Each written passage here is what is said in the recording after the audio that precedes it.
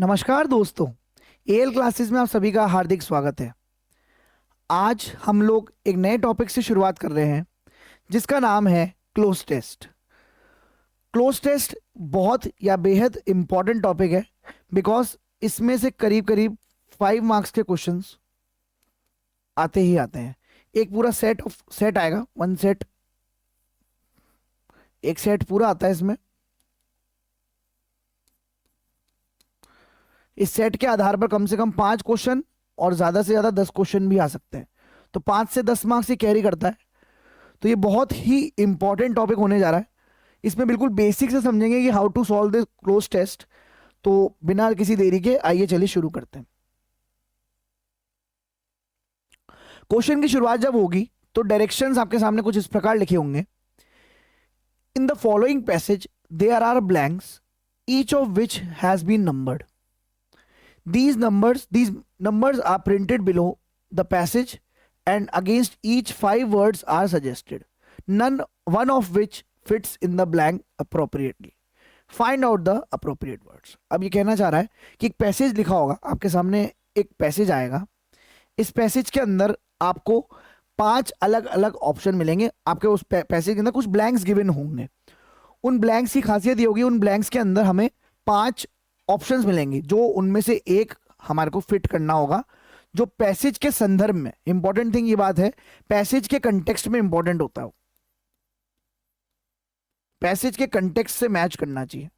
जो पैसेज का संदर्भ होता है ना, उससे मुझे वो मैच करना चाहिए। पैसेज या पैराग्राफ जो भी लिखा होगा उसके संदर्भ से वो मेल खाना चाहिए।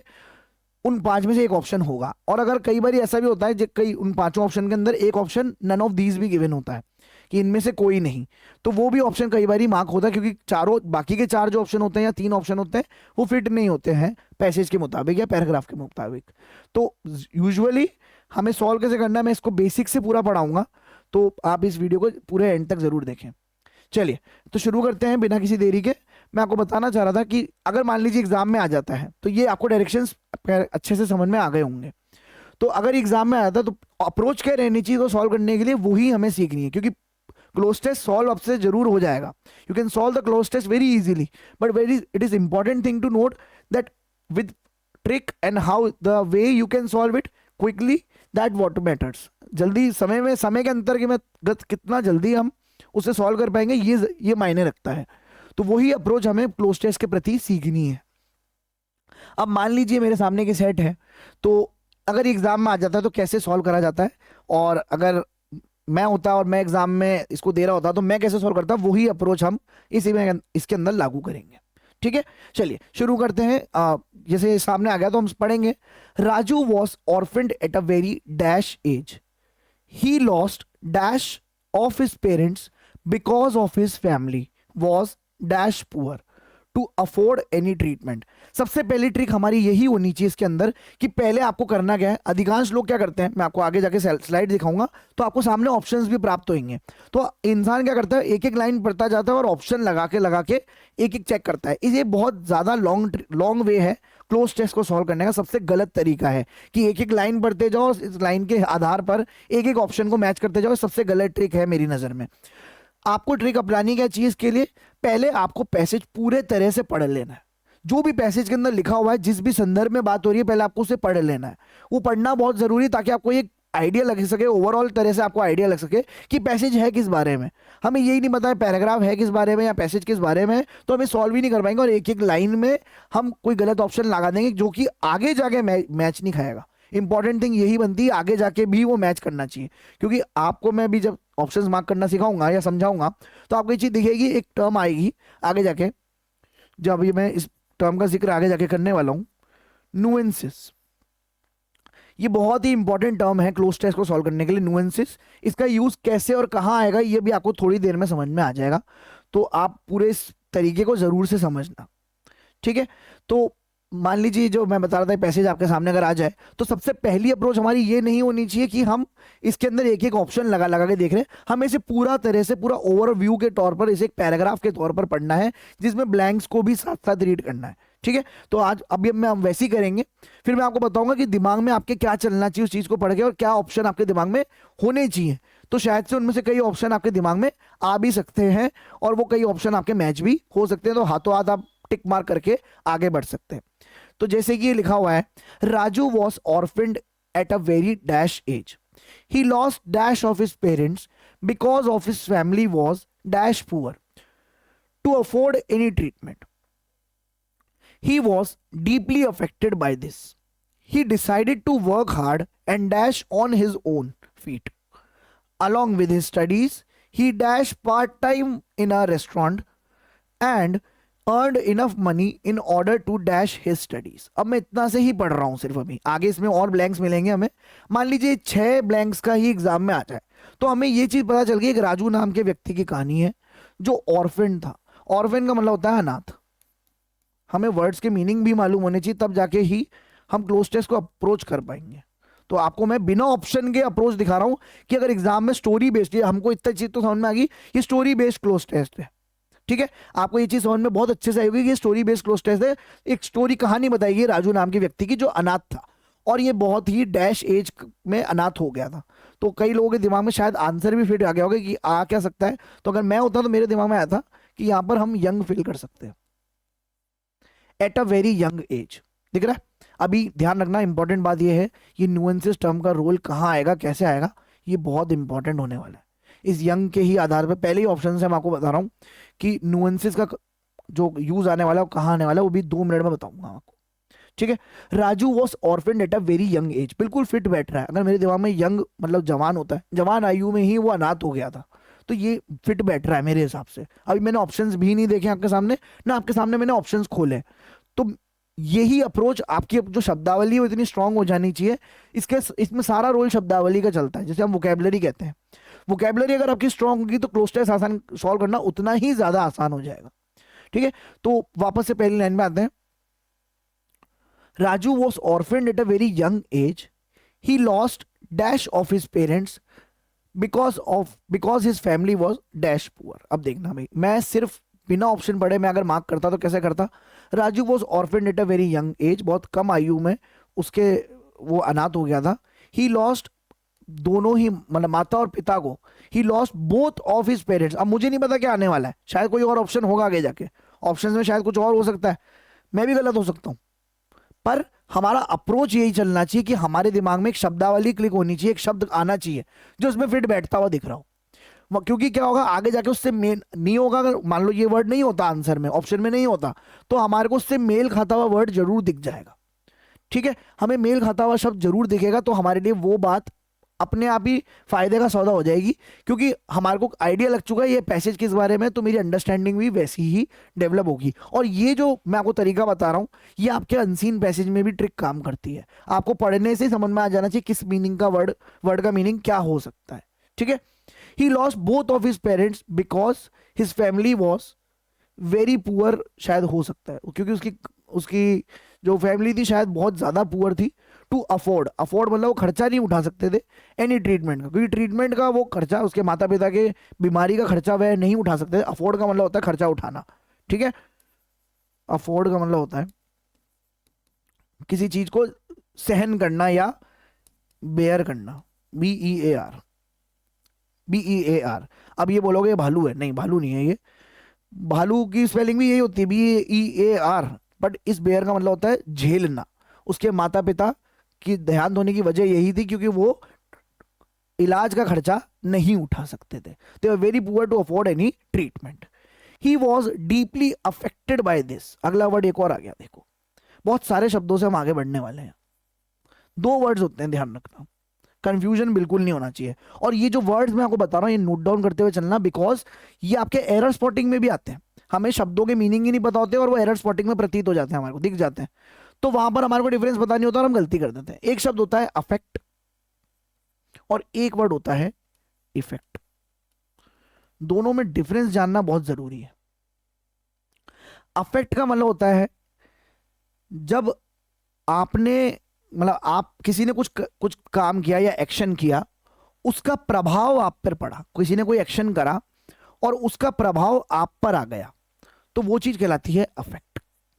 जैसे कि किसी ने आपको दगा दे दी, किसी ने आपको ठेस पहुंचा दी, आपके ऊपर उसका प्रभाव पड़ा, आपके दिल को नुकसान पहुंचा, आपको परेशानी हुई, आपकी फीलिंग्स हर्ट हुई, तो उसका प्रभाव पड़ना अफेक्ट होना कहलाता है। आप अफेक्ट हुए उससे, आप पर प्रभाव पड़ा उस चीज का।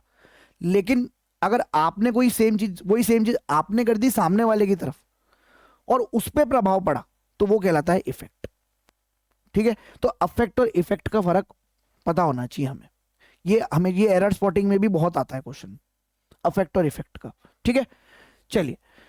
दे were very poor to afford any treatment, he was deeply affected by इस चीज से उसको बहुत ही ज्यादा आघात या ठेस पहुंच गई थी, उस पर प्रभाव पड़ गया था इस चीज का। अब आ रहा होगा समझ में, उम्मीद करता हूं। He decided to work hard and dash on his own feet, वो खुद के पैरों पे खड़ा होना चाहता है, एंड स्टैंड आ सकता है शायद। उसने मेहनत करी और वो चाहता था, उसने डिसाइड करा वो मेहनत करेगा और खुद के पैरों पे खड़ा होगा। अलॉन्ग विद हिज स्टडीज, अब वो पढ़ाई के साथ साथ चाहता, अलॉन्ग विद एक फ्रेजल वर्ब होता है, आपको मालूम होना चाहिए। अलॉन्ग विद एक फ्रेजल वर्ब होता है, इसका मीनिंग होता है के साथ, मतलब इसके साथ, किसी चीज के साथ या अकंपनी करना, वो भी अलॉन्ग विद का ही पार्ट होता है। तो वह अपने स्टडीज के साथ साथ, पढ़ाई के साथ साथ, ही dash part time in a restaurant, तो यहां पर मैं कह रहा हूं वह पढ़ाई के साथ साथ उसने पार्ट टाइम रेस्टोरेंट में कार्य भी किया। तो इसी बात को इंग्लिश में कैसे बताऊंगा, मेरे को नहीं पता भी आंसर क्या आने वाले हैं, मैं सिर्फ अपने नॉलेज से या अपने अंडरस्टैंडिंग से भरने की कोशिश कर रहा हूं ब्लैंक्स को। अभी तो ऑप्शंस भी नहीं देखे मैंने, शायद मेरे आंसर्स भी गलत हो सकते हैं, तो वो तो जब ऑप्शंस आएंगे तो उससे मैं मैच कर लूंगा। पर मैं आप लोगों को सिर्फ ये तरीका बताना चाह रहा हूं कि कैसे आप एग्जाम में फिल करेंगे अगर ऐसे टाइप का आ जाता है। असिस्टेंट लेवल के एग्जाम में तो हमें ये जरूर से देखने को मिल सकता है, और मैनेजर में भी हमारे को इसकी नॉलेज होनी चाहिए, ताकि हम लोग अगर थोड़ा सा हार्ड लेवल का आ जाए तो हमें वो भी सॉल्व करने में आसानी प्राप्त हो, क्योंकि हमारी अंडरस्टैंडिंग अच्छी होगी तो हम आगे भी अच्छे से सॉल्व कर पाएंगे। ठीक है, तो along with studies he was working, मैं सिर्फ ऑप्शन भर रहा हूं। He was working part time in a restaurant, way part time एक रेस्टोरेंट में कार्य करने लगा था। एंड अर्नड इनफ मनी, उसने इतना प्रचुर मात्रा में पैसा कमा लिया, काफी पैसा कमा लिया। In order to dash study, अब अपनी स्टडीज को सपोर्ट करने के लिए, अपनी स्टडी को सपोर्ट करने के लिए उसने काफी मात्रा में पैसा कमा लिया था। ठीक है, यहां तक मैंने ऑप्शन अपनी मर्जी से भरे, बिना ऑप्शन पढ़े। अभी तक आप इंपॉर्टेंट चीज नोट करना, ये बिना ऑप्शन पढ़े मैंने सारे मार्क करे, मेरे सामने अभी तक ऑप्शंस आए नहीं है। एग्जाम में तो हमें ऑप्शंस मिलेंगे, मैं सिर्फ यही सिखाना चाह रहा हूं कि आप लोगों को कैसे एग्जाम में अप्रोच रखनी है अपनी। ठीक है, तो अब आगे देखते हैं। ये आपको उम्मीद करता हूं यहां तक चीजें समझ में आएंगी कि अप्रोच कैसे करना है एग्जाम में। इसको दिमाग में हाथों हाथ वर्ड क्लिक होना चाहिए, ये वर्ड आ सकता है इसके अंदर, और साथ के साथ एक ही बार में पढ़ना है पूरा पैसेज को। मान लीजिए 6 मार्क्स में आ गए तो 6 मार्क्स का हम पढ़ चुका हूं मैं अब तक, मैंने ऑप्शंस भी नहीं देखे, पढ़ के मैंने दिमाग में मेरे ऑप्शंस लगा दिए हैं। तो अब जब मैं आंसर्स मैच करूंगा नेक्स्ट नेक्स्ट क्लिक करके, या नेक्स्ट क्वेश्चन पे जब मैं जाऊंगा, तो मुझे दिमाग में पहले ही एक स्क्रिप्ट तैयार होगी कि इसके अंदर ये ऑप्शन आ सकता है, तो आपके लिए मार्क करना बेहद आसान हो जाएगा। शायद से ये 6 क्वेश्चन आप 2 से 3 मिनट में भी कर सकते हो अगर आपकी प्रैक्टिस अच्छी हो गई तो। ये मैं आपको दावे के साथ कह रहा हूं, ये ट्रिक आप लोगों को 100% कारगर साबित होगी। मैंने खुद ने कई बार अपने एग्जाम जब दिए थे उसके अंदर ये लगाई थी। ठीक है, चलिए आइए देखते हैं अब आगे क्या है। Being a brilliant student, he earned scholarships and later managed to get admission in a good medical college. एक बहुत ही मेधावी छात्र था वो।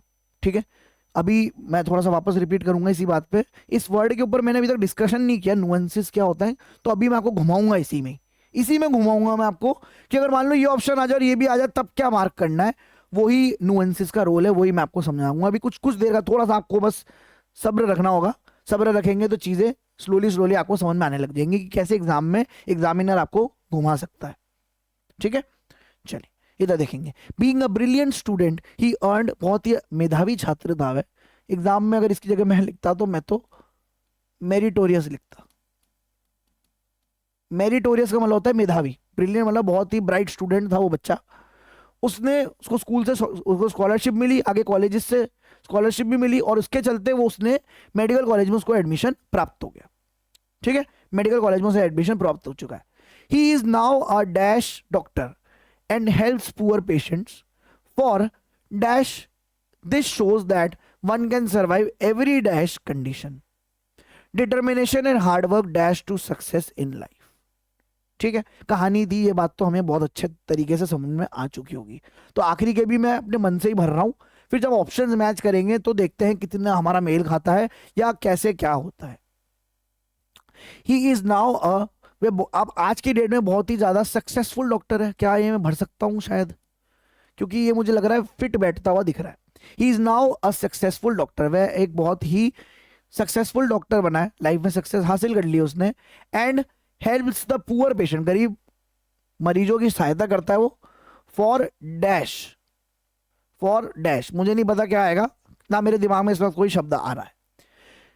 इससे हमें यह प्रतीत होता है फॉर डैश, अब वो जो एग्जाम में ऑप्शन आएगा उस पर भर देंगे, जरूरी नहीं है। इसमें एक ट्रिक की खासियत है, इस मेथड की खासियत है, जरूरी नहीं है आप सारे ब्लैंक्स के खुद से फिलअप करके बैठ जाए, आप ऐसा जरूरी नहीं है। आप ऑप्शन देख के भी फिर वहां पर आपको ऑप्शन पे जाना ही पड़ेगा और ऑप्शन देख के ही आप उन चीजों को सॉल्व कर पाएंगे। इससे हमें ये दिखता है दैट एक इंसान अपने लाइफ में सरवाइव कर सकता है in every situation, in every worse condition. Worse भी लिख सकता हूँ, वर्स माने बुरा, बुरी से बुरी कंडीशन में भी इंसान सरवाइव कर सकता है, झेल सकता है या आगे जी सकता है। केवल और केवल उसको डिटर्मिनेशन की जरूरत है, एकाग्रता की जरूरत है और मेहनत की जरूरत है। डिटर्मिनेशन एंड हार्डवर्क आपको लाइफ में सक्सेस दिलाएगी। Can determination and hard work can lead to तो लिखा ही हुआ, खैर can lead to success in life. इससे ये चीज साफ जाहिर होती है कि एकाग्रता और मेहनत अगर आप करें तो आप जीवन में कुछ भी हासिल कर सकते हैं। ये सिर्फ मैंने वो मान करे आंसर जो मुझे लग रहे थे शायद से इसके अंदर फिट बैठ रहे थे। ठीक है, अब बात करते हैं ऑप्शंस जो एक्चुअली एग्जाम में आएंगे सेट के साथ। ये रहे आपके सामने। अब हम मैच भी करेंगे साथ के साथ, मैं ये मैच भी करूंगा कि इनमें से कितने मेरे सही गए, क्योंकि मुझे भी नहीं पता था क्या ऑप्शन है इनमें। Raju was orphaned at a very dash age, मैंने आपको बताया यंग एज लिखा था, मुझे जितना याद आ रहा है। यंग होता है जवान अवस्था, जवान अवस्था को या बोलते हैं हम युवा अवस्था। जब वो युवा था उसने युवा अवस्था में ही अपने माँ बाप को खो दिया था और वह अनाथ हो गया था। ठीक है, चाइल्डहुड होता है बचपना, early, at a very early age, ये भी आ सकता है। अब यही सिखाना था, अब यहाँ पे यंग लिखा था मैंने, यहाँ पे यूथ लिख के भी दिखाऊंगा अभी आपको मैं कैसे ये आंसर हो सकता है या कैसे अर्ली हो सकता है। बहुत ही पहली अल्पायु, अल्पायु कहा जाता है इसे, छोटी कम उम्र में, वेरी अर्ली एज, कम आयु में या अल्पायु में उसने अपने पेरेंट्स को खो दिया था और वह अनाथ हो गया था। रीसेंट, रीसेंट का मतलब होता है हालिया, हालिया उम्र में उसने अपने माँ बाप को खो दिया, तो हालिया थोड़ी का बहुत कम उम्र में खोया था ना भाई, तो ये तो गलत हो गया। बचपन में, at a very childhood age, हम ये भी लिख के देखेंगे।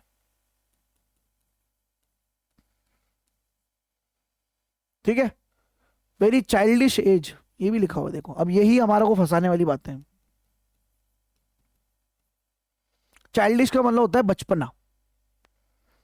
अब पढ़ने में सारे अच्छे लग रहे हैं, मैंने लिखा था यंग, ये तो है ही नहीं ऑप्शन में, दिख रहा है ऑप्शन में नहीं आया मेरे। अब क्या करूं मैं, अब कैसे मार्क करूंगा इस चीज को। तो Raju was orphaned at a very young as, अब मैं होता तो मैं एक ऑप्शन और देता, अगर जैसे अगर एग्जाम को टफ बनाना है मुझे तो मैं एक ऑप्शन यहां पर ये और दे सकता था। आप ई ऑप्शन मान लीजिए चाहे तो उसे, टेंडर। टेंडर का मतलब होता है कम, सॉफ्ट आयु, टेंडर एज, बड़े ही कम आयु में, बहुत ही अल्पायु जिसे आप कह रहे हैं उसे टेंडर कहते हैं। और यहीं पर हमारा एक कंसेप्ट शुरू होता है जिसका मैंने जिक्र वीडियो की शुरू में किया था, नुएंसेस। अब मेरे पास तो ऑप्शन में दिमाग में यंग था, आप नोटिस करना, मैंने तो यहां पर मार्क किया था नोटिस, ये देखो मैंने यहां नोटिस किया था, अपने यहां पे मैंने यंग लिखा था, मेरे दिमाग में तो यंग लिखा हुआ था दिमाग में, लेकिन ऑप्शन में मिला नहीं। अब क्या किया जाए, तो यहीं पे रूल चालू होता है नुएंसेस का, यहीं पे रूल शुरू होता है नुएंसेस का। नुएंसेस का मतलब होता है बेस्ट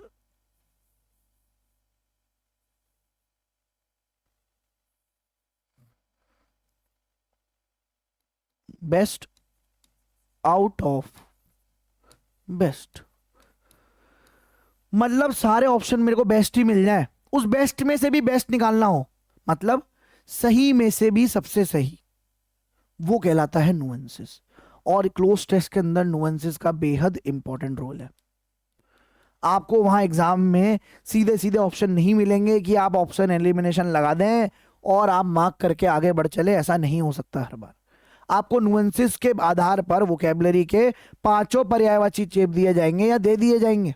आपको वहां पर हाथों हाथ पांचों वर्ड ही आपको पर्यायवाची दे देंगे, तब आप कैसे चुनेंगे कि कौन सा सही है। मेरी नजर में तो यंग भी सही है, मेरी नजर में तो यूथ भी सही है, मेरी नजर में तो टेंडर भी सही है, at a very tender as, मैं तो इसे सही मानूंगा। तब क्या करूं मैं, कौन सा सही है? तो सवाल इसका जवाब ये है, जो पैसेज के संदर्भ में या पैसेज के कंटेक्स्ट में, वापस बात बोलूंगा, पैसेज के संदर्भ में या पैसेज के कंटेक्स्ट में जो सबसे सही ऑप्शन हो वही हमारा आंसर होगा। उम्मीद करता हूं आपको मेरी बात समझ में आई होगी। मतलब नुएंसेस का मतलब होता है बेस्ट आउट ऑफ बेस्ट, सही में से भी सबसे सही। ठीक है, तो जो मेरा बेस्ट होगा उसी में से आउट ऑफ बेस्ट, सारे बेस्ट है मेरे तो ऑप्शन, उनमें से सबसे अच्छा कौन सा है पैसेज के संदर्भ में। अच्छा मेरी मर्जी से नहीं, मेरे मन से नहीं, मेरे को तो मन से यंग अच्छा लगा था, मेरे को तो मेरे मन के हिसाब से यंग अच्छा लगा था, तो मैं यंग थोड़ी कर दूंगा, यंग तो निकला ही नहीं पहली बात ऑप्शन में। पर अगर आ जाए तो उस केस के अंदर आपको पैसेज के संदर्भ में सबसे सही, इसका मतलब सिर्फ इतना सा है, आपको हायर वोकेबलरी की तरफ जाना है।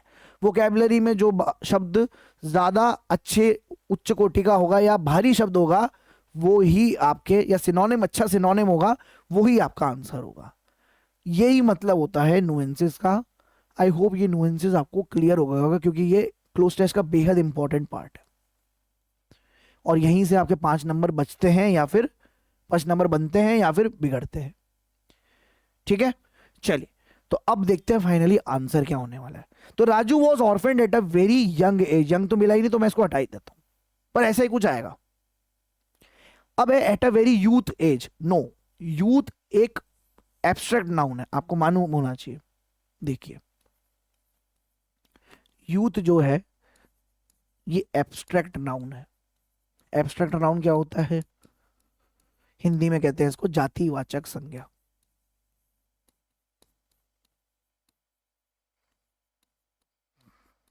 जातिवाचक संज्ञा वह होती है जो ये बताती है किसी भी भाव को, किसी भी गुण को, दोष को, any quality, anything which can not be seen, any emotion, that is known as abstract noun. ठीक है, तो यूथ एक एब्स्ट्रैक्ट नाउन है। और यहां पर जो बात चल रहा है, Raju was orphaned at a very dash age, तो नाउन तो चाहिए ही नहीं मुझे यहां पे मुझे एडजेक्टिव चाहिए होगा। ये बात मैं आपको कंसेप्चुअली समझा रहा हूं। बहुत ही यूथ एज में खो दिया था, ये गलत हो गया, तो ये ऑप्शन भी गया मेरा। मुझे ये लग रहा था पहले, नहीं निकला। ठीक है, अगला है, अगला देखते हैं। ये गया ऑप्शन, ये गया, 3 बचे। टेंडर तो था ही नहीं, टेंडर का मतलब हो गया बहुत ही नाजुक, टेंडर का मतलब होता है नाजुक। ठीक है, ये वो वाला टेंडर नहीं है जो आप सोच रहे होंगे नगर निगम का टेंडर निकला है, no, that is not the thing. Tender means very soft age, very early age, बड़ी कम आयु, अल्पायु। तो Raju was orphaned at a very childhood age, childhood again abstract noun, गलत। बाल्यावस्था कहते हैं हम हिंदी में चाइल्डहुड को, बाल्यावस्था गलत। एट अ वेरी चाइल्डिश, बचकाना, नो, ये भी वही हो गया एब्स्ट्रैक्ट नाउन, सारे गलत। तो जब सारे गलत हो गए तो कई आंसर क्या हुआ, at a very early age. मुझे यहां पर एज कैसी थी, बात वही है, विशेषण कैसे जाना जाता है, उसकी एज कैसी थी, बहुत जल्दी की एज थी। विशेषता बतानी चाहिए उस चीज की, उम्र की विशेषता बता रहे, बहुत कम आयु में निकल गया था, अनाथ हो गया था। ठीक है, at a very early age, तो correct answer is B option. उम्मीद करता हूं आपको ये ट्रिक समझ में आ रही होगी और ये क्लोज टेस्ट सॉल्व कैसे किया जाता है और इसके अंदर नुएंसेस का क्या रोल है ये भी क्लियर हो रहा होगा। तो यूथ के साथ साथ आपको ये भी याद होना चाहिए, चाइल्डिश, चाइल्डहुड, ये सारे के सारे एब्स्ट्रैक्ट नाउन है, जातिवाचक संज्ञा है। ठीक है, तीनों के तीनों जातिवाचक संज्ञा थे। और रिसेंटली तो होता है हालिया में, मैं थोड़ा लिख दूं, कोई कहा रिसेंट, ये तो गलत है, बिल्कुल गलत है। हालिया में तो कहीं नहीं था ना, कम आयु में गए थे, वैसे ही गलत हो गया। यूथ भी गया, ये भी गया, 3 4 ऑप्शन तो वैसे ही चले गए हमारे यहाँ से। तो बचा कौन है? ऑड वन आउट से पकड़ लिया मैंने, इसको कहा जाता है अर्ली एज। ठीक है, तो यही हमारा आंसर है। अगला देखते हैं। He lost both of his parents. देखें जरा है क्या ऑप्शन है? बोथ। आप मैच करिए खुद मेरे आंसर से। बोथ लिख रखा है मैंने पहले से ही, आपको ये बात समझ में आई होगी, बोथ लिखा हुआ है मैंने, तो मुझे दिख गया था पढ़ते ही, क्योंकि मेरी शब्दावली स्ट्रांग है। सवाल वही उठ रहा है, मेरी शब्दावली स्ट्रांग है, इसलिए मुझे बहुत पढ़ते से समझ में आ गया कि बोथ होगा यहाँ पे। मैंने तो ऑप्शंस भी नहीं देखे थे, अब आप देख रहे हैं आपके सामने आंसर मैच हो रहे हैं पूरे पूरे। He lost both of his parent, मेरे को दिख गया ऑप्शन में, तो मैं क्यों पढ़ूं आगे के, मुझे पढ़ना ही नहीं है। कपल ऑफ पेरेंट्स होंगे, कपल तो 2 जनों को बोला जाता है, आ ही नहीं सकता। 2 पेरेंट्स को खो दिया, हो ही नहीं सकता। आइदर दोनों में से एक को छोड़ दिया था, नहीं। फ्यू, कुछ पेरेंट्स को छोड़ दिया था, गलत गलत, सारे गलत है। मैं तो देखते ही समझ गया था बोथ आएगा। He lost both of his parents because his family was extremely poor. मैंने बोला था शायद, मुझे याद नहीं है क्या लिखा था मैंने, वेरी पुअर लिखा है मैंने। अब देखना, बताता हूं। वेरी पुअर को मैं यहीं लिख देता हूं। वेरी पुअर, ये कौन सा क्वेश्चन है? थर्ड वाला है शायद, थर्ड वाला है। ये थर्ड वाले के लिए है। Very poor, someone who is very poor. अब यहां पर मैं ये इस वेरी पुअर को अगर मुझे एक वर्ड में बोलना हो तो I could have called it as destitute. He was very poor, extremely poor, बहुत ज्यादा गरीब है, बहुत ज्यादा गरीब को डेस्टिट्यूट कहा जाता है। ठीक है, तो ये ऑप्शन में तो है नहीं फिलहाल। सवाल ये उठता है तो फिर ऑप्शन में क्या क्या अवेलेबल है हमारे पास? ये रहा, because his family was little poor, थोड़ी सी पुअर थी, गलत। His family was too poor, काफी ज्यादा। वेरी पुअर बोला था मैंने, मेरे हिसाब से हो सकता है आंसर। एम्पल, एम्पल का मतलब होता है सफिशिएंट। सफिशिएंट का मतलब क्या होता है? प्रचुर मात्रा में।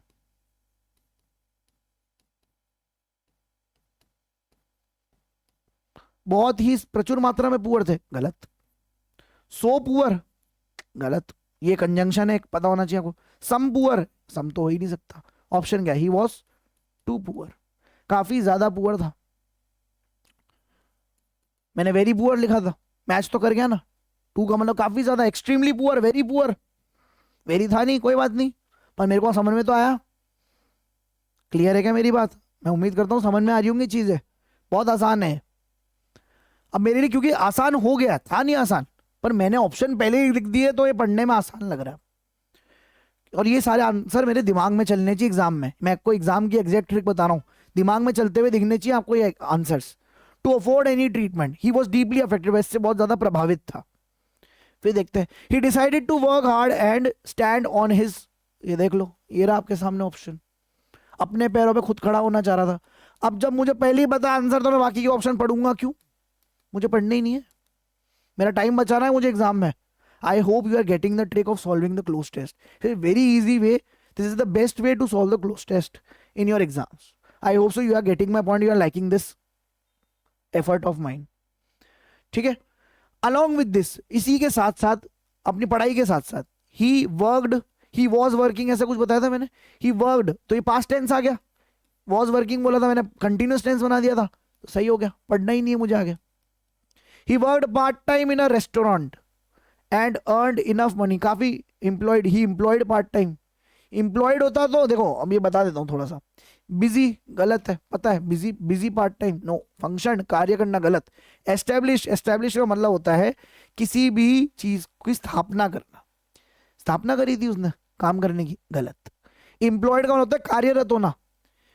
अब एम्प्लॉयड अगर मान लो, मेरे को तो लगा एम्प्लॉयड है आंसर, आपको नोटिस होनी चाहिए बात। इसके बाद हमेशा, अगर इस सेंटेंस की बात करूं, अगर मैं he worked part time in a restaurant, he employed, अगर वो खुद के कार्य में लगा होता, खुद के बिजनेस में काम कर रहा होता, तो खुद को लगा रहा ना बिजनेस में, तो ही हिमसेल्फ, हमारे को एक प्रोनाउन की रिक्वायरमेंट होती। ठीक है, इसको कहा जाता है रिफ्लेक्सिव प्रोनाउन, जितना मुझे याद आ रहा है रिफ्लेक्सिव प्रोनाउन का पार्ट है। हिमसेल्फ, हरसेल्फ, इटसेल्फ, देमसेल्व्स, ये सब प्रोनाउन का पार्ट है। ठीक है, तो ही, अगर मैं एम्प्लॉयड लगाता तो he employed himself part time in a restaurant, तब सही होता था। यहाँ हिमसेल्फ अवेलेबल ही नहीं है, तो ये गलत हो गया अपने आप ही, ये भी गलत। अगेन मेरा ऑड वन आउट ट्रिक काम कर गया, और मैं तो पहले ही वर्क की बात कह चुका था, तो वर्क तो वैसे ही बैठ गया। वॉज वर्किंग था, सिर्फ टेंस का ही तो डिफरेंस था। आपका समय कितना बच रहा है आपको उम्मीद हो रही होगी, समझ में आ रहा होगा। कितना जल्दी जब आप प्रैक्टिस में आएंगे इन चीजों को, बार बार प्रैक्टिस करेंगे तो ये ट्रिक काम करेगी। ये मेरी आजमाई हुई ट्रिक है और हमेशा काम करेगी आपके लिए। तो ही वॉज वर्किंग की जगह मैंने वर्कड कर दिया, पास्ट टेंस में डाल दिया इसी बात को। ठीक है। In a restaurant and earned enough money, प्रचुर मात्रा में या फिर काफी सफिशिएंट। एम्पल इसका सिनोनिम है, इसका काफी काफी मतलब उसने सरप्लस में बहुत ज्यादा पैसा कमा लिया, काफी मात्रा में।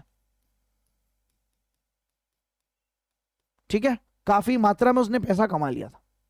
Enough money in order to support his studies, ऐसा कुछ बोला था। सपोर्ट लिखा था, क्या लिखा था मुझे याद नहीं, वही देख लेते हैं। सपोर्ट लिखा था मैंने, टू सपोर्ट हिज स्टडी, अपनी स्टडी को सपोर्ट करने के लिए उसने पार्ट टाइम नौकरी करी थी, है ना। तो ये देखिए बीइंग ये रहा, money in order to support, support option में है क्या, नहीं है भाई। In order to practice, practice करे, अभ्यास करेगा, गलत, डन गलत। फॉलो, फॉलो इस स्टडी को फॉलो थोड़ी कर रहा था वो, स्टडी तो करना चाहता था, उसको अपीयर करना चाहता था। प्रोसीड, प्रोसीड का मतलब होता है आगे बढ़ना। तो मैं तो ऑड वन आउट से ही मैंने आपके आंसर सारे एलिमिनेट कर दिए, तो ऑप्शन क्या हो गया अपने आप, pursue, D option. Pursue, pursue का मतलब होता है किसी भी चीज के लिए अपीयर करना। जैसे कि इस वर्ड को यूज कैसे किया जाता है, if I will ask what are you doing now, तो I will say I am pursuing for government exams, मैं गवर्नमेंट एग्जाम्स की तैयारी कर रहा हूं। तो I am pursuing, I pursue, मैं परस्यू कर रहा हूं, मैं अपियर कर रहा हूं, मैं अपनी दावेदारी पेश कर रहा हूं उसके लिए। ठीक है, तो मैं इस चीज के लिए अपियर कर रहा हूं। जैसे कि मान लो मैं 9th क्लास में पढ़ता हूं, तो व्हाट आर यू डूइंग, मैं बोलूंगा आई am pursuing in 9th class, मैं 9वीं कक्षा में पढ़ता हूं। तो परस्यू करने का होता है उस चीज के लिए आप अप्लाई कर रहे हैं, अपनी दावेदारी पेश कर रहे हैं या उस चीज के लिए तैयारी कर रहे हैं। ठीक है, तो उसने अपनी स्टडीज को परस्यू करने के लिए, अपनी स्टडीज को पढ़ने के लिए, आगे बढ़ाने के लिए उसने काफी पैसा कमा लिया पार्ट टाइम जॉब से। Being a brilliant student he earned scholarship and later manage to get admission in a good medical college. यहां तक हम पढ़ चुके हैं। ठीक है, आगे बढ़ते हैं। ही is now a successful doctor, successful होना चाहिए शायद से, है क्या, सक्सेसफुल तो नहीं है, लेकिन उससे मिलता जुलता एक वर्ड दिख रहा है मुझे, यहीं पे दिख रहा है, और शायद आपको भी आंसर अब तक आ गया होगा। रिकॉग्नाइज, रिकॉग्नाइज होता है जब आपको कोई पहचानता है, पहचानने वाला डॉक्टर मिल गया, गलत। नो, नो माने जाना, जाना माना होता अगर। ही is now a known doctor, अगर नोन होता है ना, नो की फॉर्म होती है, बताता हूं। नो, ये वर्ब की फर्स्ट फॉर्म, न्यू और V3 known. He is now a known doctor, जाना माना डॉक्टर है। ठीक है, पॉपुलर डॉक्टर है, तब नोन आ जाता, अगर नोन होता तो सही जाता शायद। फिर नोन के साथ दूसरा ऑप्शन एक और दिख रहा है मुझे, रिस्पेक्टेड, आदरणीय, रिस्पेक्ट के लायक। एग्जाम में रिस्पेक्टेड की जगह अगर एक ऑप्शन और दे देता, मेरिट की जगह में रिस्पेक्टेड का ही एक पर्यायवाची दे देता, रेवरेंट, REVERENT, रेवरेंट। रेवरेंट का मतलब होता है आदरणीय, इज्जत के लायक। तो अगर रिस्पेक्टेड भी आ जाए और रेवरेंट भी आ जाए एग्जाम में, तब क्या मार्क करेंगे, तब हम रेवरेंट के साथ जाएंगे। क्यों, क्यों जाएंगे रेवरेंट के साथ, आंसर है इसका नुएंसेस, आंसर है इसका नुएंसेस। नुएंसेस क्या है, बेस्ट आउट ऑफ बेस्ट, सही में से सबसे सही। सही रिस्पेक्टेड भी है मेरे पैसेज के संदर्भ में, सही रेवरेंट भी है, लेकिन क्योंकि रेवरेंट एक हायर वोकेबलरी का वर्ड है, तो मैं उससे प्राथमिकता पहले दूंगा एग्जाम में। ठीक है, पर यहां पर तो है नहीं, तो हम इसको मिटा देते हैं अभी के लिए, या ठीक है चलो रहने देते हैं, रहने देते हैं इसको। ठीक है, ये इसका सिनोनिम है, ये एरो से आप समझ जाएंगे, उम्मीद करता हूं कि ये एक पर्यायवाची है इसका। ठीक है, मेरिट का नहीं, रिस्पेक्टेड का है, तो मैं रिस्पेक्टेड के साथ ही लिख देता हूं, रुको, मैं रिस्पेक्टेड के साथ लिख देता हूं इसको, तो आपको याद रहेगा इससे कि रिस्पेक्टेड का पर्यायवाची रेवरेंट है। दोनों आ जाए तो दोनों में से कौन चूज करेंगे सर, हम रेवरेंट चूज करेंगे, तो पर अभी है नहीं, तो करेक्ट आंसर आप समझ चुके होंगे, आंसर नंबर सी है। He is now a respected doctor and, बाकी आपको समझ में आएगा। मेरिट का मतलब होता है किसी चीज में आपको प्लस पॉइंट, पॉजिटिव पॉइंट मिल रहा है, तो वो तो है ही नहीं, गलत, सारे गलत हो गए। वर्थ मतलब होता है कीमत, उसकी कितनी कीमत है, अनमोल है कि नहीं है, क्या कीमत रखता है वो, क्या इज्जत रखता है, गलत।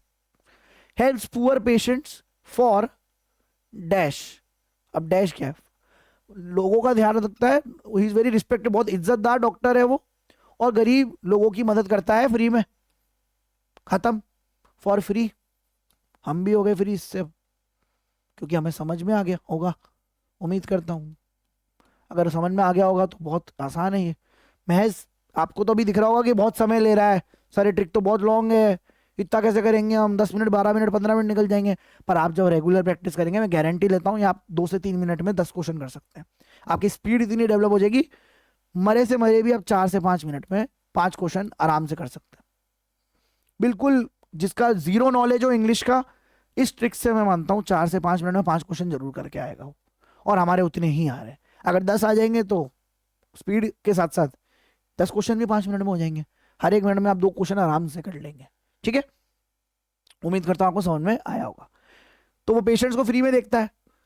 This shows that one can survive every worse condition. मैंने वर्स ही लिखा था, ये देखिए, मुझे तो याद है मैंने क्या लिखा था, एवरी वर्स कंडीशन लिखा है क्या मैंने, वर्स। ये देखो, बुरी से बुरी कंडीशन में भी इंसान अपना ख्याल रख सकता है। ये देखो मेरा मैच कर रहा है आंसर। और ये मत सोचना कि मैं याद कर कर आया हूं आंसर, ऐसा कुछ नहीं है, मुझे पता ही नहीं था कि ऑप्शन में होगा। एवरी वर्ड्स कंडीशन, वर्ड्स ही दिख रहा है, मैं बाकी के पढ़ूंगा ही नहीं। बाकी के मैं आप लोग एडवर्ड्स, एडवर्ड्स, ये देखो वर्ड्स एडवर्ड्स, वर्ड्स माने बुरा, एडवर्ड्स माने अच्छा। रुक जाओ, ये देखो फंस गई कहानी। बहुत बढ़िया, अभी मैंने ऑप्शन पढ़ा, आंसर आया पकड़ में। ये देखिए आपके सामने, ये गलती भी हो सकती है, जल्दबाजी का नतीजा जो मैं कर रहा था शायद इस वक्त। ठीक है, यही गलती एज अ कैंडिडेट आप भी कर सकते हैं। वेरी इंपॉर्टेंट थी, मैंने पढ़े ही नहीं बाकी के ऑप्शन, गलती हो गई। देखिए कैसे, ये लिखा था 4 से 5 मिनट। ठीक है, ये मैं लिखा रहने देता हूं ताकि आप लोगों के लिए आसान हो जाए। This shows that one can survive every worse condition. Failed, fail माने होता है फेल होना, गलत। ट्रेजेडी मतलब होता है हादसा।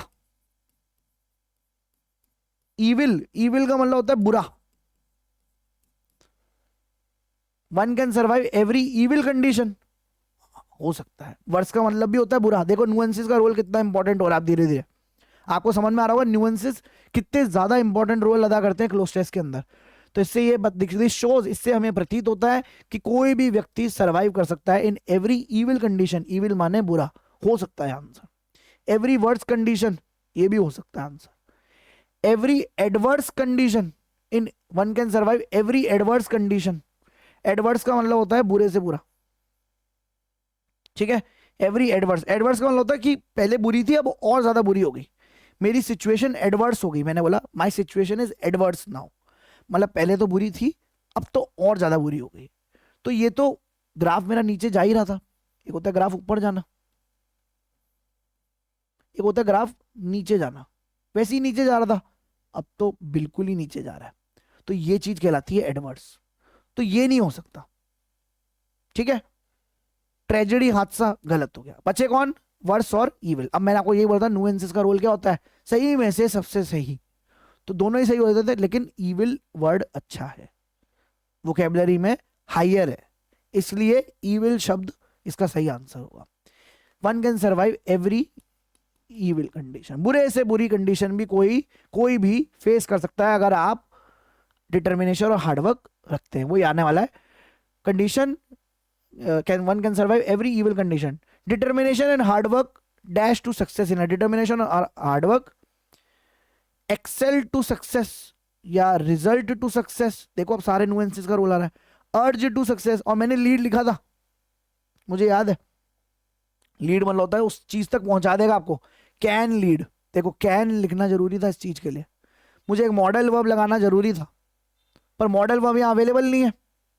कैन लीड टू सक्सेस, तो मॉडल वर्ब तो अवेलेबल है ही नहीं। कैन है क्या यहाँ पे, बिल्कुल नहीं है, तो लीड गलत हो गया। लीड गलत हो गया तो फॉलो, फॉलो मतलब होता है इसका पीछा करना या फिर उस चीज पे अनुसरण करना, गलत हो गया। अर्ज का मतलब होता है रिक्वेस्ट करना, ये भी नहीं हो सकता। मतलब एकाग्रता और हार्डवर्क, मेहनत और एकाग्रता रिक्वेस्ट करेंगे सक्सेस की, नहीं, गलत। कैन, अब रिजल्ट है अगेन, रिजल्ट के पहले मुझे फिर से एक सहायक क्रिया की जरूरत है। कैन रिजल्ट टू सक्सेस, ये भी नहीं हो सकता।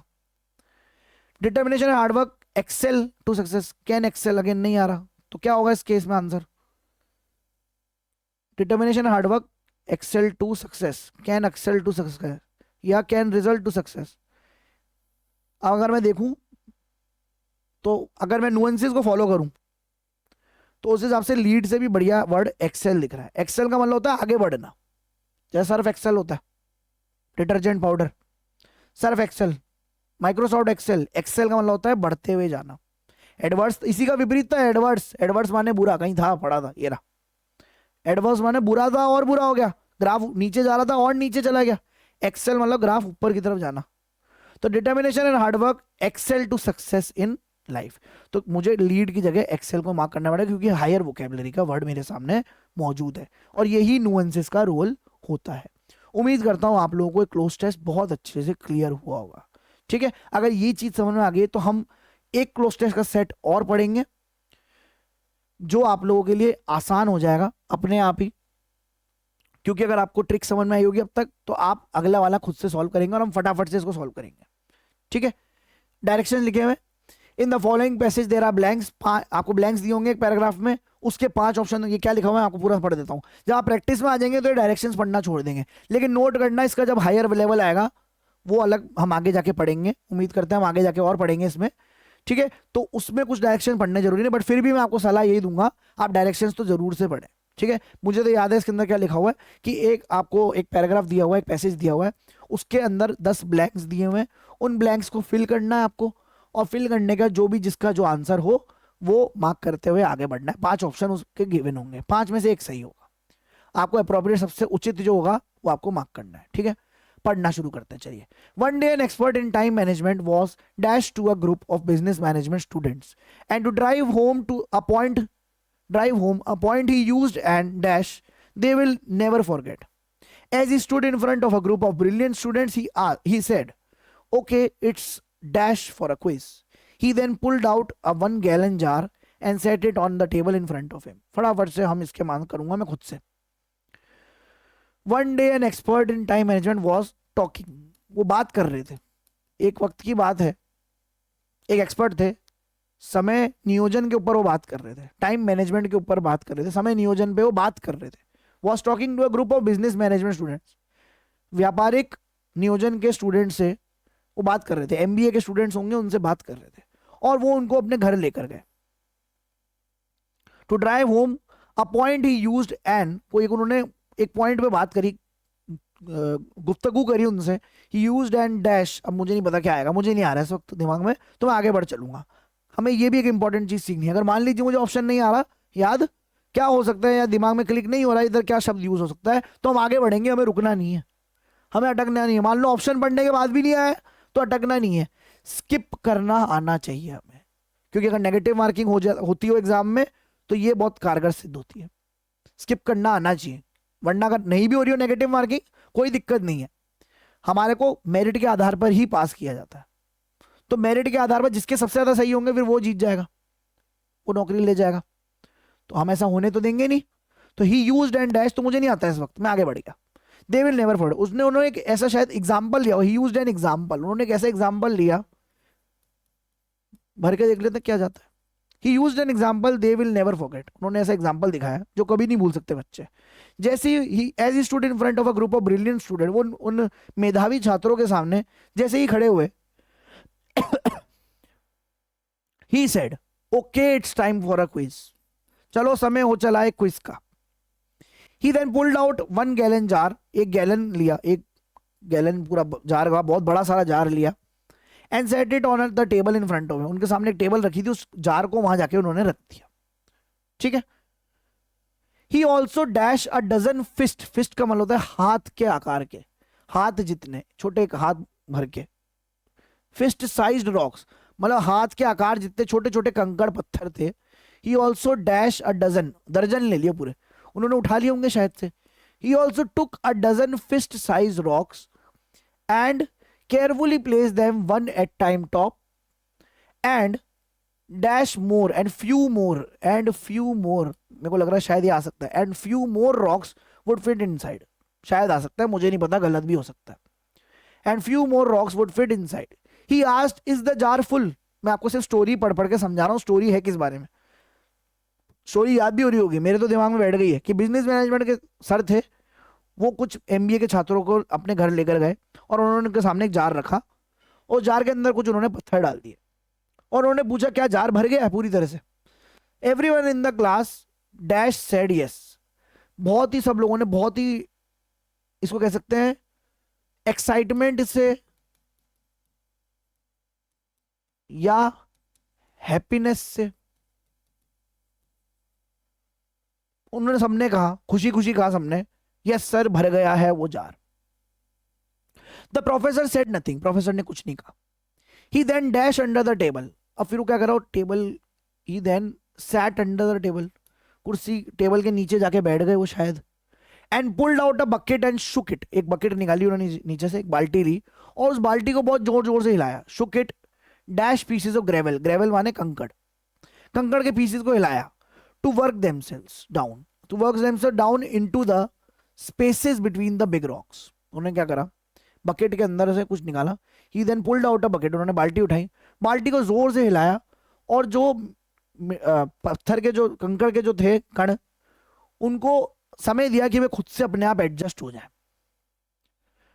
Work themselves down into the spaces between the big rocks, बड़े बड़े पत्थरों के बीच में जो कंकड़ थे वो अपने आप से एडजस्ट हो जाए।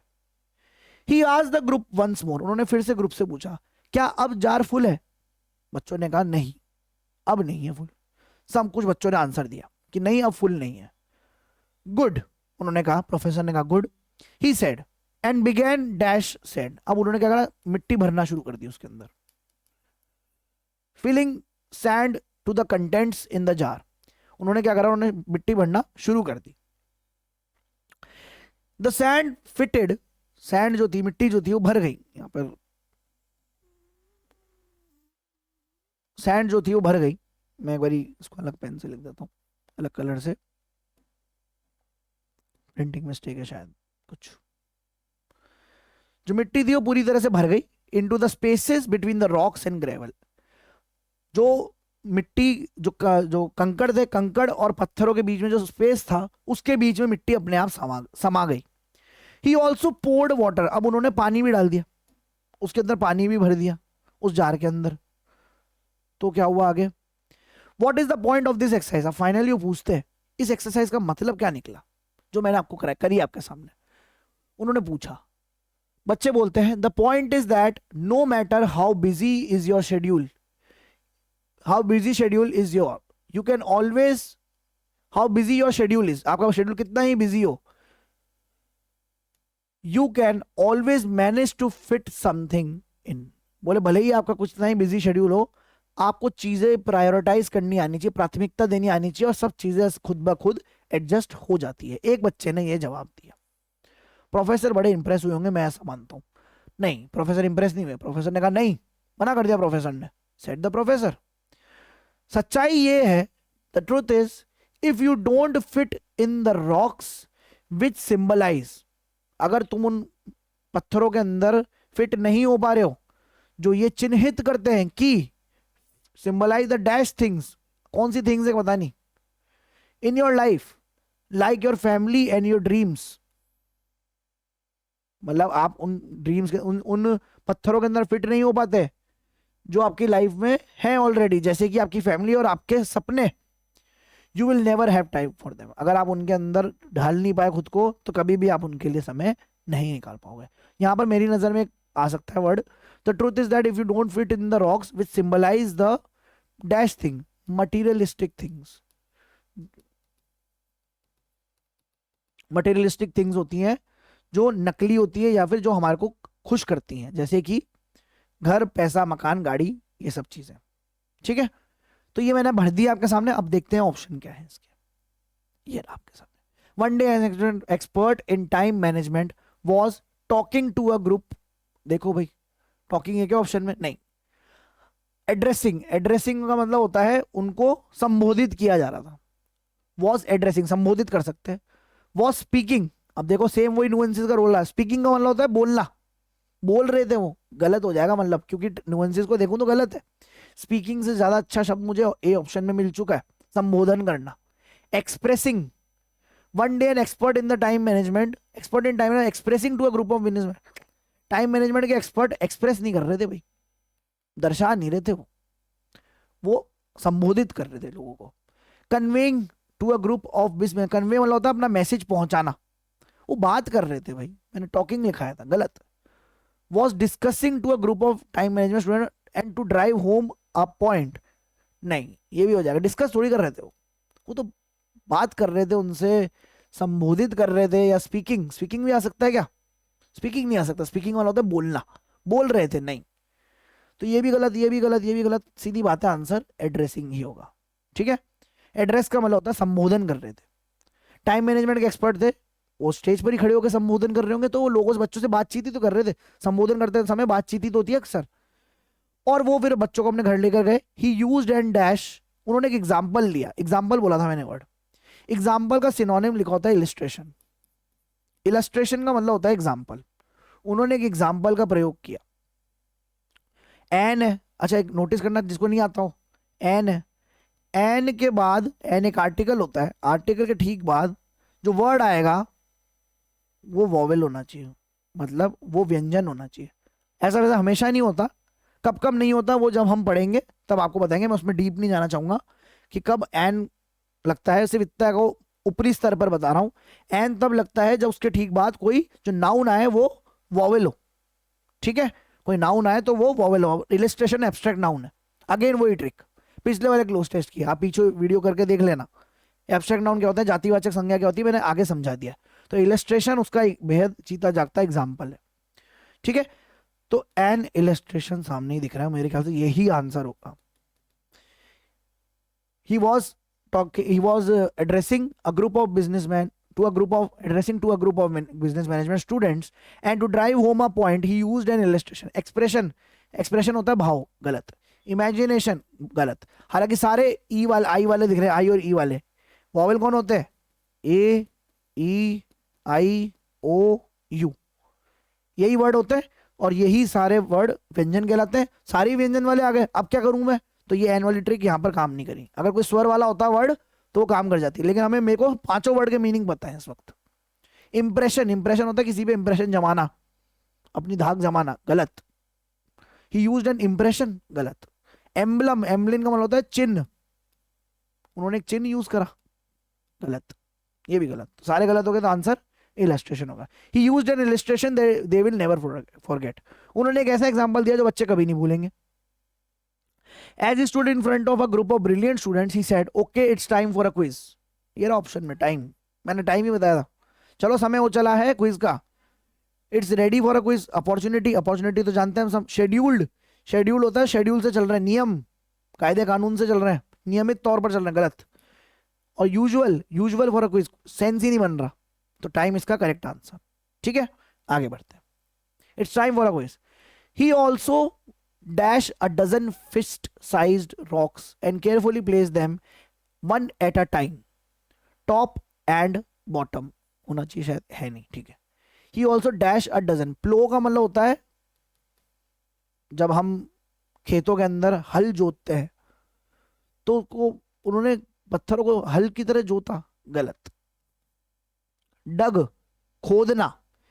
He also dug a dozen, हाँ उन्होंने खोदे, डजन एक दर्जन करीब हाथ नुमा आकार के छोटे छोटे रॉक्स उठाए, हो सकता है।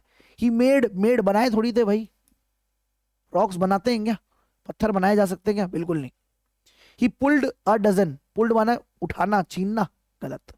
कंस्ट्रक्टेड बनानी, डग, डग करेक्ट आंसर। अब odd one out plus vocabulary का ज्ञान ही क्लोज टेस्ट सॉल्व कराएगा।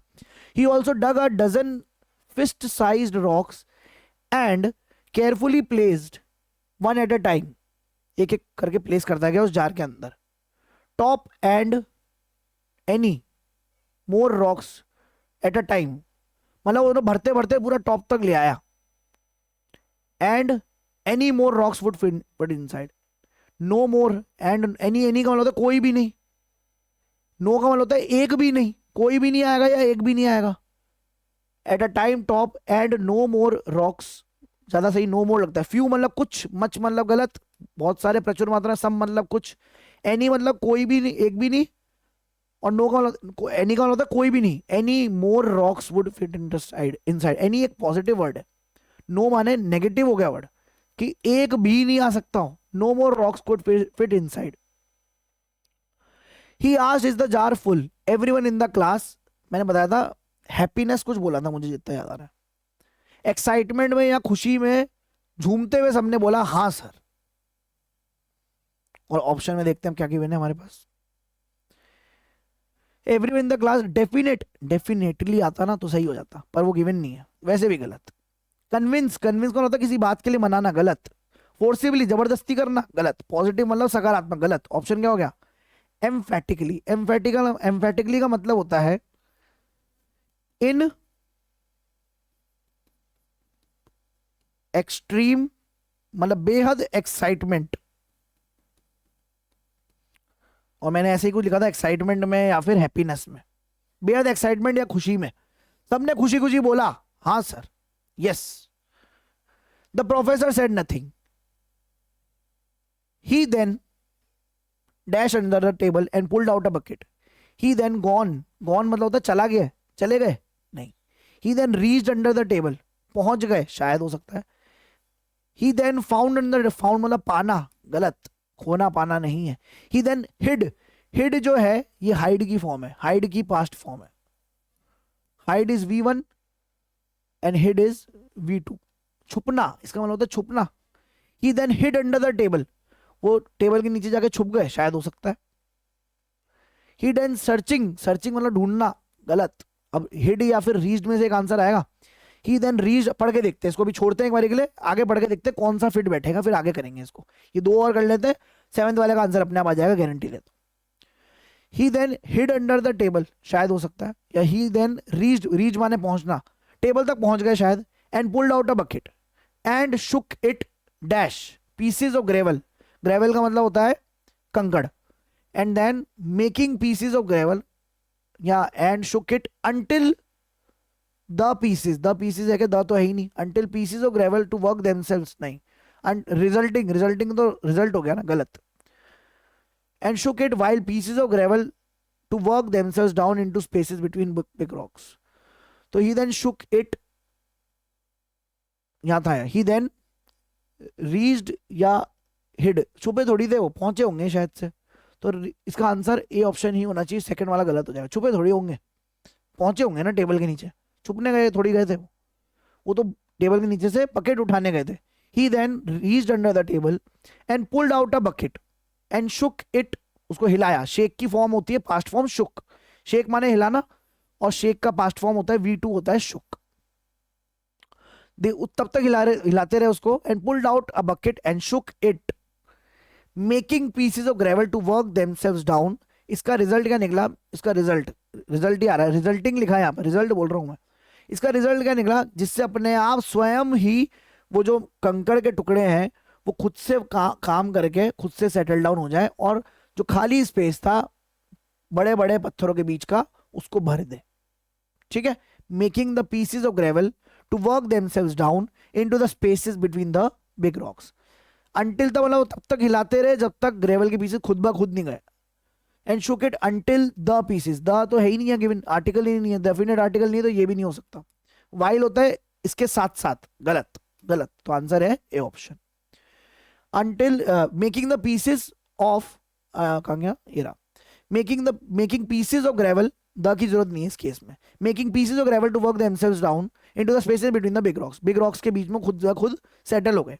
ही asked the group once more is the jar full, उन्होंने वापस से ग्रुप से पूछा क्या जार फुल हो चुका है। प्रोबेबली नॉट, उन्होंने बोला नहीं, बिल्कुल नहीं। कुछ बच्चों ने आंसर करा, उन्होंने बोला good. He said and began filling, filling ही लिखाया था शायद से मैंने, अब वो मिट्टी भरने लग गए थे, यही लिखा था मैंने शायद, शायद मैंने यही लिखा था जितना मुझे याद आ रहा है, मिट्टी भरने पहुंच गए थे वो। ये रहा, तो अभी वाली है, ये रहा, ही फिल्ड इससे पहले वाली है, फिलिंग, ये रहा, ये लिखा हुआ filling. He said and began filling sand, मिट्टी भरने लग गए, और यही मैंने आपको आंसर बोला अभी, यही हमारा आंसर है, बिना पढ़े आंसर आ गया। Started filling sand, began filling sand to the content, substitute में होता है इसके बदले में, गलत। स्टफिंग, स्टफिंग में होता है ठूसना, स्टफिंग थोड़ी कर रहे हैं हम। पुशिंग माने धक्का मारना, एडिंग मतलब ऐड करना। एंड बिगन एडिंग सैंड या फिलिंग से, ऐड थोड़ी कर रहे थे, फिल कर रहे थे, भर रहे थे, ठीक है। The sand fitted into the spaces between the rocks and gravel, पत्थरों के बीच में और कंकरों के बीच में जो मिट्टी थी वह खुद ब खुद पहुंच गई। ही ऑल्सो पोर्ड, उसके बाद उन्होंने पानी भी डाला उस जार के अंदर, जिससे क्या हुआ, तो ये करने का उन्होंने पूछा इस एक्सरसाइज का क्या रिजल्ट निकला। बच्चों ने बोला द पॉइंट इज दैट कितने ही बिजी हो आप अपने शेड्यूल में, आपको हमेशा समय मिल जाएगा अपने काम में फिट होने का। तो प्रोफेसर कहते हैं नहीं, सच्चाई ये है, if you don't fit in the rocks which symbolize, जो चीज ये बताते हैं अगर तुम उन पत्थरों में नहीं एडजस्ट हुए, जो कि ये चिन्हित करते हैं कि विच सिंबलाइजेज द, मैंने कुछ लिखा था जितना मुझे याद आ रहा है, which symbolises the materialistic thing, शायद नहीं है यहाँ पे ऑप्शन में, तो द मटीरियलिस्टिक वो तो है ही नहीं ऑप्शन में। सिंबलाइज द डैश थिंग्स, अब वाइटली ये वर्ड का मतलब बताता हूं, अगर ये ऐसे लिखा होता ना, एल वाई नहीं लगा होता, ये एडवर्ब नहीं बना होता अगर, तो इसका मीनिंग तो पहले से पता होना चाहिए, इंपॉर्टेंट, या फिर हिंदी में बोलते हैं जरूरी। ठीक है, इंपॉर्टेंट भी है ऑप्शन में देखिए, और वाइटल अगर होता तो इंपॉर्टेंट और वाइटल में से हम वाइटल को चुनते हैं। ठीक है, which symbolises the vital things in your life, ये सही हो जाता अगर ये ऑप्शन में होता तो, पर ये है नहीं, तो अभी तो इसको हम क्रॉस मानेंगे, ये ऑप्शन कट हो गया अपने आप। नेसेसरीली, अगेन वही एडवर्ब जोड़ रखा है, गलत। Ideal, symbolize the ideal things, ideal का मतलब होता है एकदम, आइडियल का मतलब होता है, कैसे समझा हिंदी में आपको, जो आपके लिए एकदम सही हो, ये हो सकता है ऑप्शन है। Which symbolize the important things in your life, या ideal things in your life, important मतलब होता है जरूरी बातें बताएंगे, या फिर एकदम सही बातें, तो ये ऑप्शन हो सकता है, ए और डी में से एक ऑप्शन हो सकता है हमारे पास। Like your family and your dreams first, you will never have time, expensive तो खर्चीला खर्चा हो गया, ये तो गलत हो गया, और ये गलत, ये गलत, आइडियल या इंपॉर्टेंट, दोनों में से एक आंसर होगा। ठीक है, तो the truth is if you don't fit in the rocks which symbolize the ideal things in your life, जो आपके जीवन में एकदम सही चीजें बताते हैं, तो यही आंसर होना चाहिए। इंपॉर्टेंट मतलब तो जरूरी बातें बताते हैं, नहीं, तो ये आंसर नहीं होगा, करेक्ट आंसर इसका डी ऑप्शन होगा, which symbolises the ideal things in your life like your family and your dreams first, you will never have time for it, you will never have time for them, तो आपको time कभी नहीं मिलेगा। इसी के साथ हमारा ये सेट खत्म होता है। I hope it is very very clear to you that how to solve cloze test. तो हम आपसे जल्दी मिलते हैं नेक्स्ट वीडियो में। Thank you so much.